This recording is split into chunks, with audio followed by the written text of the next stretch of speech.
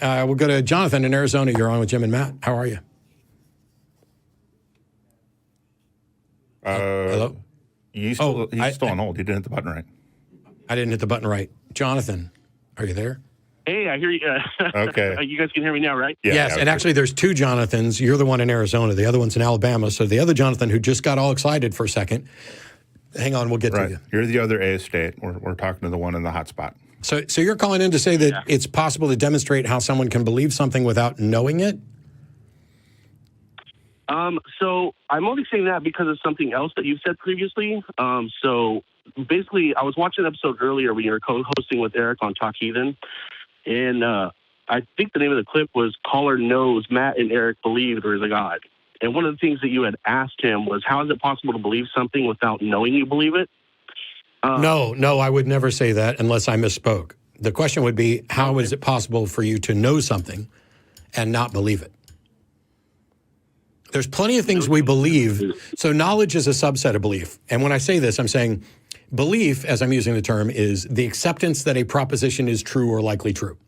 Knowledge is a subset of that. It is a belief that is held to be true, in my case, to such a high degree of confidence that would be worldview altering to discover it's wrong. In philosophy, it's often called justified true belief. Here's a belief that is justified and true. I have problems with that definition because I don't know how you get to truth, and justification is the entire thing that we're talking about in here. Right. So I would never ask someone, how can you believe something without knowing it? Because I think almost everything we believe without knowing, and that we use knowledge to describe things we really, really, really, really, really believe. So I don't know if that clears it up or not, but it might. So can you just give me that again? Like, because I'll give another example. Like, plenty of callers, Christians, have called in and said, "You do believe in God, you're just repressing it." Okay. Like, what would your response to that be? Prove it. Oh, okay, that's right. Yeah, I remember that. Okay. I mean, so this is them telling me what they think I believe, and I'm willing to accept that they think I believe this. I know that I don't believe it. Like, I legitimately do not believe there's a God.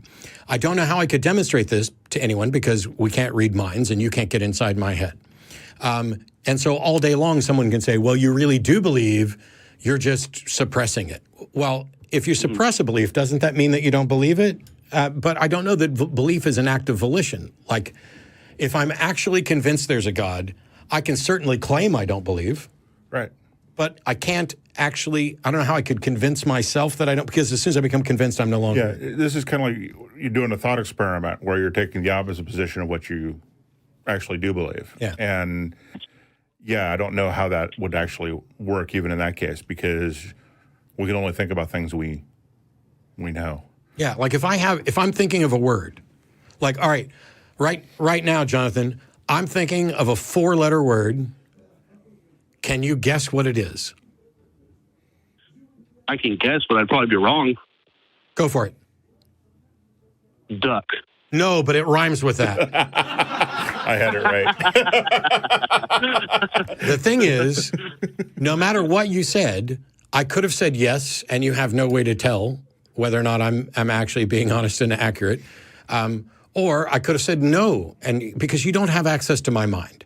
And so when a caller calls in and says, oh, you really do believe in God, that's them telling me more about them than about me. And they're trying to portray this as if I'm being dishonest or lying.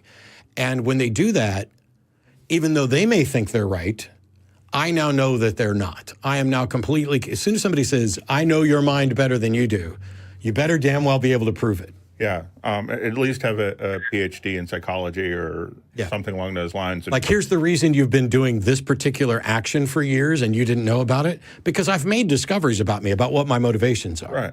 There were something even I discovered within the last few weeks, which I'm not going to talk about on the show, but there was a probably 15-year period of my time where I had a certain perspective on something personal that I'm now convinced was for completely different reasons than what I thought it was at the time. We discover things about that. And somebody could have taught me this. But belief, when I'm using that term, when we're talking about epistemology and propositions, it just means I accept that this particular proposition is likely true. That's it. And I don't know how one could accept a proposition is likely true and then say, I don't believe that. Or actually, I know how they can say it. Right. So is that cleared up? It does in like how I brought it up, but because you said you don't believe that you can be absolutely certain of anything. Correct. Am I saying that correctly? I am not convinced that absolute certainty is possible. Okay. So even given that just that you believe that, doesn't that include the possibility that you can't be absolutely certain that you don't believe in a God? I've never claimed that I'm absolutely certain. I am maximally certain. I'm as certain as I can be about about my mind right now. And all of my positions are tentative. So if somebody could actually make a case and prove to me that I really do believe in God and I'm just somehow not aware of it, I would accept that if they could make the case. Or you're just in deep denial. Right. And I absolutely can't do that. I was just I just thought that was a way to answer your like kind of address the possibility that you could believe something and not know that you believe it. Yeah. Yes. Because I understand that, Jonathan. I'm not saying it's impossible. I'm saying I am not convinced that you could actually believe something and not be aware that you believe it. And even that isn't as strong as the thing that we're talking about. Mm-hmm. But there actually is the possibility that you do believe in God and don't know it? No, I'm not saying it's possible. I'm saying I cannot demonstrate that it's impossible. Both possibility and impossibility need to be demonstrated. You don't get to say something's possible until you demonstrate the possibility. And you don't demonstrate the possibility by just showing, oh, you can't prove it's impossible. That's not, if you claim something. Yeah, so you need to make a case that it's actually possible. And that's. Right, and Go ahead. I thought that's what I just did actually, is that if you can't be absolutely certain, because you said... No, all you've done is rule out impossibility, that I cannot be certain about impossibility, which I didn't claim in the first place. No, okay, then I must have misspoke. So out of all the things in the world, all of the things that you can't be absolutely certain about, one of those things would have to include your belief that there is no God, right? Okay, so first of all, I did not say I have a belief that there is no God. So you've mistakenly put a positive position. I am not convinced there is a God. Absolute certainty. Okay. I'm not convinced that you can be absolutely certain about anything. I don't even know why we're talking about absolute certainty. It's not relevant. Yeah, the only reason that I brought it up was I thought this was actually an argument that you could believe something and not even know that you believed it. If by saying you can't be absolutely certain of anything, and right now you're maximally certain that you are not convinced that God exists, then that would have to be included in the anything spectrum. Yes, but saying I do not believe that we can be absolutely certain is not the same as saying I believe we cannot be absolutely certain. Those are not the same thing. Yeah, you've got to prove both sides. You got to prove both claims, the positive claim and the negative claim. So I believe there is a teapot in between the orbit of Earth and Mars. Must be proven, just like I believe there is not a teapot between Earth and Mars. Now, you can start with a null hypothesis and a default position, but it's also the same thing as if I say I am not convinced the defendant is guilty, that does not mean I believe the defendant is innocent. I'm just telling you what I'm not convinced. Right. Right. I understand that. Okay. Okay. So, if you have like another second, there is one other thing that I kind of wanted to touch on. If you got to move on, that's cool. We'll give you another. Ask Jim. Go for it. All right. Thanks, guys. So on other previous calls, like I've heard you talking about how you don't view things like what is commonly referred to as like thought crime, like someone who has like thoughts of molesting children, that you don't view that as an act of immorality. Only if they act on it, it's an act of immorality. Correct. Right? Mm-hmm. First of all, you can't know what someone's thoughts are, as far as I can tell. Sure.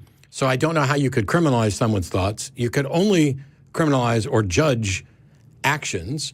Now, those actions may include actually doing the thing that they're thinking about.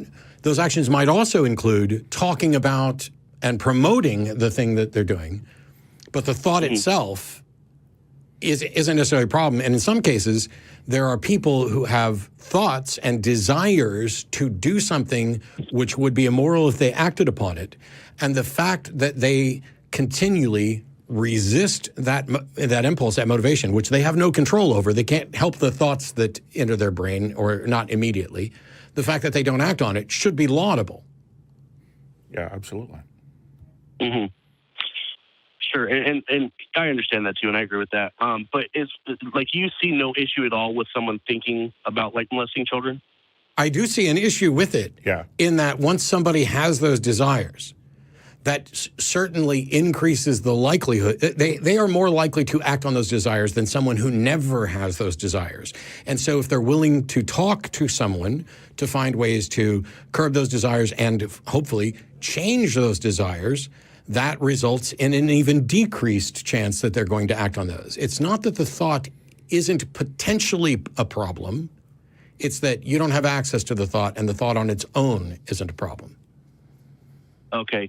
That was the exact conclusion that I was going to mention, so you nailed it. So thanks for taking my call, guys. Jonathan, and you're a theist? Yes, I am a Christian. Oh. So, hang on. I want to just pause. Do you believe in scientists? So, hey, is science real? Is science real? I don't think I understand your question. So the findings of science, well, there was a caller who called in a minute ago that just said science isn't real. Anyway. Oh, yeah.